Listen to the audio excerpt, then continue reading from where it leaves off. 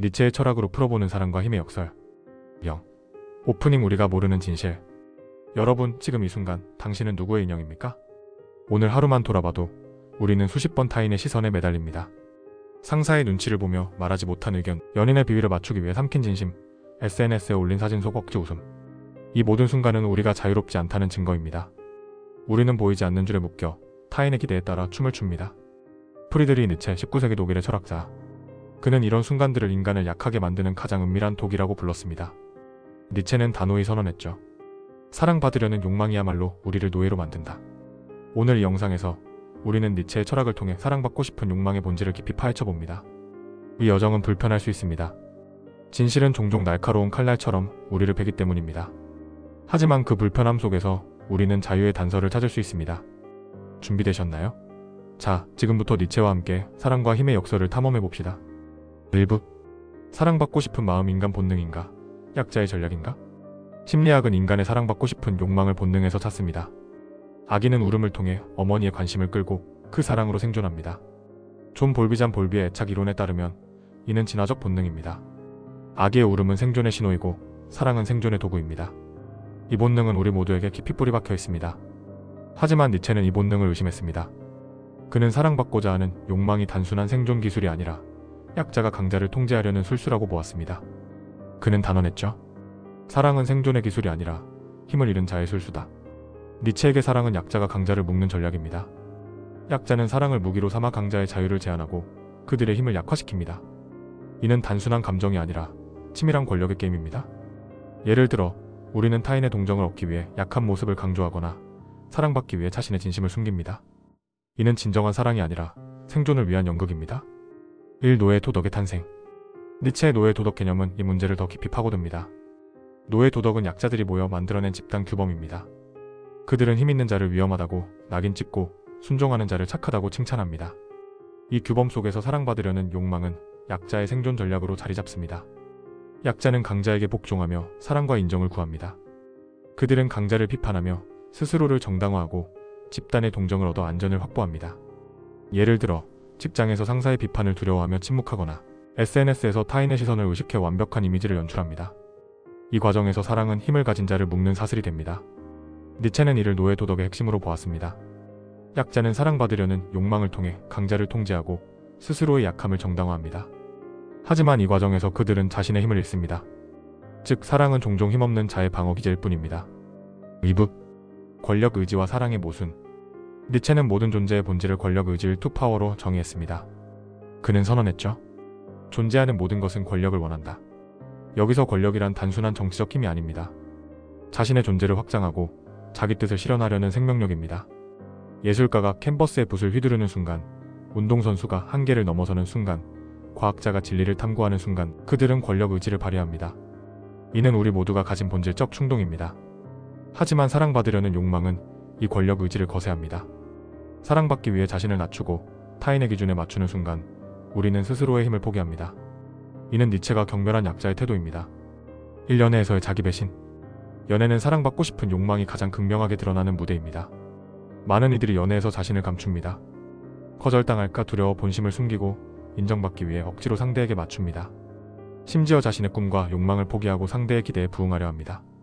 예를 들어 누군가는 연인이 좋아할 것 같은 옷을 입고 하고 싶은 말을 삼키며 자신의 비전을 희생합니다. 연인이 원하는 직업, 취미, 심지어 가치관까지 억지로 맞추려 합니다. 이는 사랑이 아니라 자기 파괴입니다. 니체는 이런 태도를 약자의 자기기만이라고 비판했습니다. 이것은 사랑이 아니라 자기 파괴입니다. 진정한 사랑은 서로의 힘을 키워주는 관계입니다. 하지만 사랑받으려는 욕망은 한쪽을 노예로 만들고 다른 한쪽을 억압자로 만듭니다. 이는 진정한 사랑이 아니라 권력의 불균형입니다. 이 직장에서의 인정 중독. 직장에서도 비슷한 패턴이 반복됩니다. 상사의 인정을 갈망하는 순간 우리는 스스로의 비전을 잃습니다. 창의적인 아이디어를 숨기고 안전한 선택만 합니다. 상사의 비판을 두려워해 침묵하거나 그의 기대에 맞추기 위해 자신의 철학을 포기합니다. 결국 인정받는 부하는 될 수 있어도 자기 철학을 가진 인간은 되지 못합니다. 니체는 이런 삶을 노예의 삶이라고 불렀습니다. 인정받으려는 욕망은 우리를 타인의 꼭두각시로 만듭니다. 우리는 타인의 시선에 따라 움직이는 인형이 되고 맙니다. 3부. 초인의 사랑 구걸이 아닌 흘러넘침. 니체가 말한 초인은 사랑을 구걸하지 않습니다. 초인은 자신의 내면이 충만할 때 그 충만함에서 자연스럽게 흘러나오는 힘으로 존재합니다. 그는 말합니다. 나는 사랑을 구하지 않는다. 사랑은 내가 힘으로 가득 찰 때 따라오는 부산물이다. 초인의 사랑은 약자가 구걸하는 사랑과 다릅니다. 이는 타인의 인정을 필요로 하지 않는 자기 충만함에서 비롯된 사랑입니다. 초인은 자신의 힘을 실현하며 살아가고 그 과정에서 자연스럽게 타인에게 영향을 미칩니다. 그는 타인의 시선에 얽매이지 않고 자신의 길을 당당히 걷습니다. 초인의 사랑은 조건 없는 나눔입니다. 그는 사랑받기 위해 행동하지 않습니다.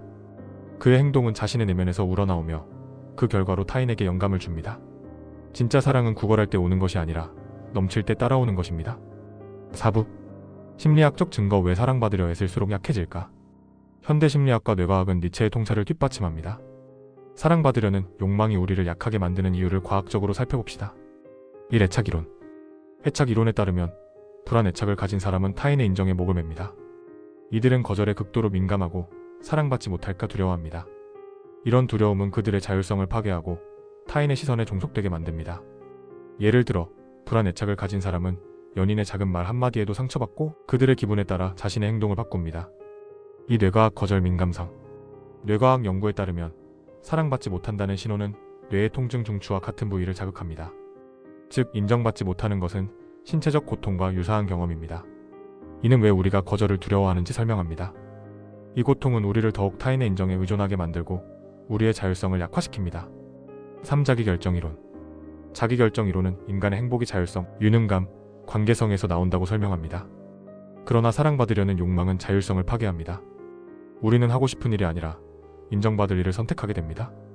예를 들어 자신의 꿈을 좇는 대신 상사의 기대에 맞는 일을 선택하거나 친구들의 인정을 받기 위해 자신의 취향을 숨깁니다. 결국 우리의 삶은 점점 남의 무대가 됩니다. 우리는 자신의 주인공이 아니라 타인의 관객을 위해 연기하는 배우가 됩니다. 5부 사랑의 5가지 함정. 사랑받으려는 욕망은 우리를 5가지 함정에 빠뜨립니다. 니체의 철학과 심리학을 통해 이 함정을 하나씩 살펴봅시다.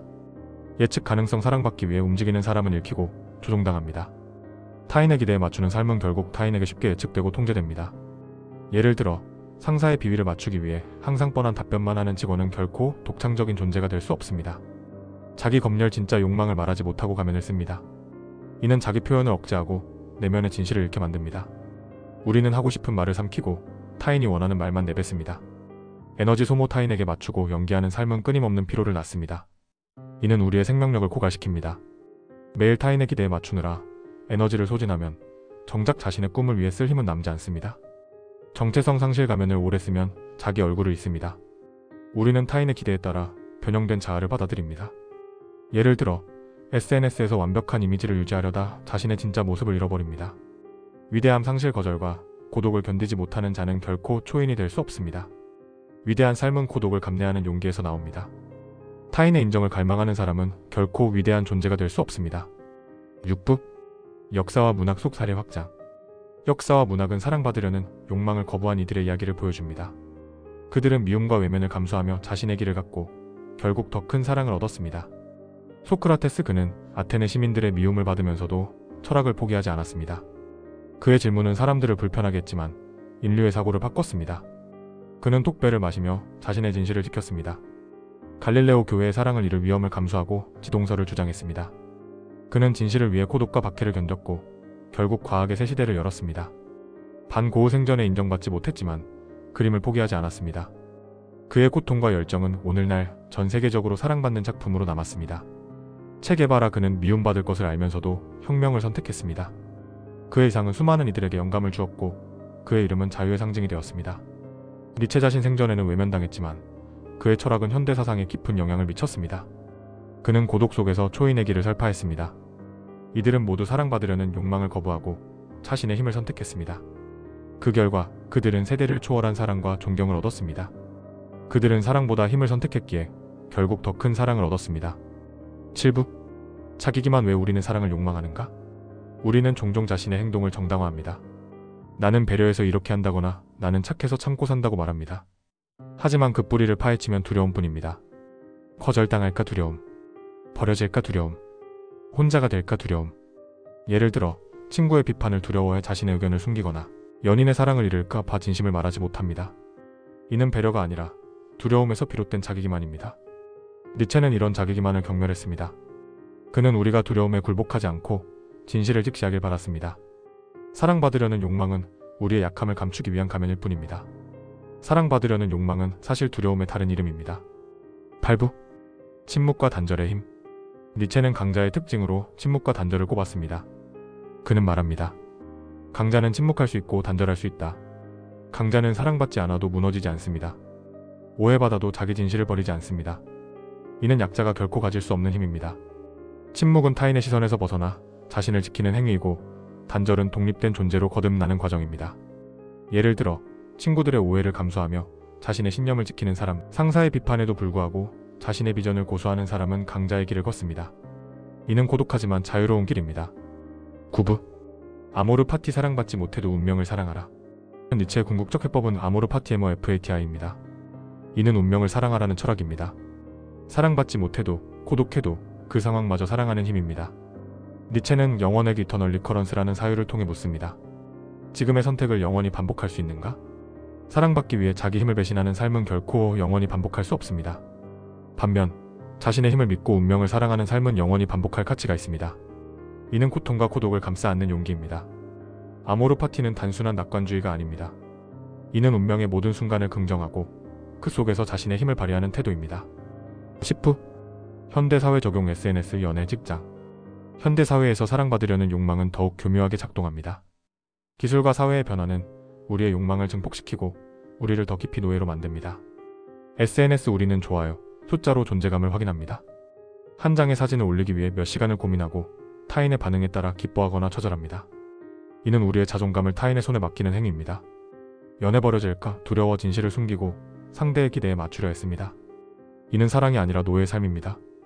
우리는 진정한 관계를 맺는 대신 거절의 두려움에 얽매입니다. 상사의 인정만 바라다 스스로의 비전을 잃습니다. 승진과 칭찬을 위해 자신의 창의성을 희생하고 안전한 길만 선택합니다. 니체라면 이렇게 말했을 것입니다. 사랑받으려는 순간 당신은 이미 노예다. 현대사회는 우리를 끊임없이 타인의 시선에 묶습니다. 하지만 니체의 철학은 우리에게 묻습니다. 당신은 언제 타인의 시선에서 벗어날 것인가? 11부 진짜 사랑이란? 니체의 역설적 통찰은 다음과 같습니다. 사랑을 구걸하지 않을 때 진짜 사랑이 찾아온다. 진짜 사랑은 타인의 인정을 필요로 하지 않습니다. 이는 자신의 힘과 충만함에서 비롯됩니다. 초인은 사랑을 구걸하지 않고 자신의 존재로 타인에게 영향을 미칩니다. 이는 구걸의 결과가 아니라 힘의 부산물입니다. 진짜 사랑은 자유로운 마음에서 나옵니다. 이는 타인을 소유하려는 욕망이 아니라 서로의 힘을 키워주는 관계입니다. 니체는 우리에게 말합니다. 사랑은 강자의 선물이지 약자의 구걸이 아닙니다. 12부 결론. 사랑보다 힘을. 오늘 당신은 몇 번이나 사랑받고 싶어서 행동했습니까? 그리고 몇 번이나 자기 힘에서 행동했습니까? 니체의 메시지는 잔인하지만 해방을 줍니다. 사랑을 버려라. 힘을 선택하라. 강해지면 사랑은 따라옵니다. 그러나 사랑을 추구하면 힘은 사라집니다. 진정한 자유는 타인의 시선에서 벗어나 자신의 권력 의지를 실현하는 데 있습니다. 당신은 어떤 삶을 선택할 것입니까? 타인의 인형으로 살 것인가? 자신의 주인으로 살 것인가? 이 영상이 여러분에게 와닿았다면 댓글에 이렇게 남겨주세요. 나는 사랑이 아니라 힘을 선택한다. 당신의 선택은 무엇입니까? 지금 이 순간 당신은 누구의 인형입니까? 이 영상을 끝까지 봐주셔서 감사합니다. 구독과 좋아요, 알림 설정 잊지 마세요. 다음 영상에서 또 만나요.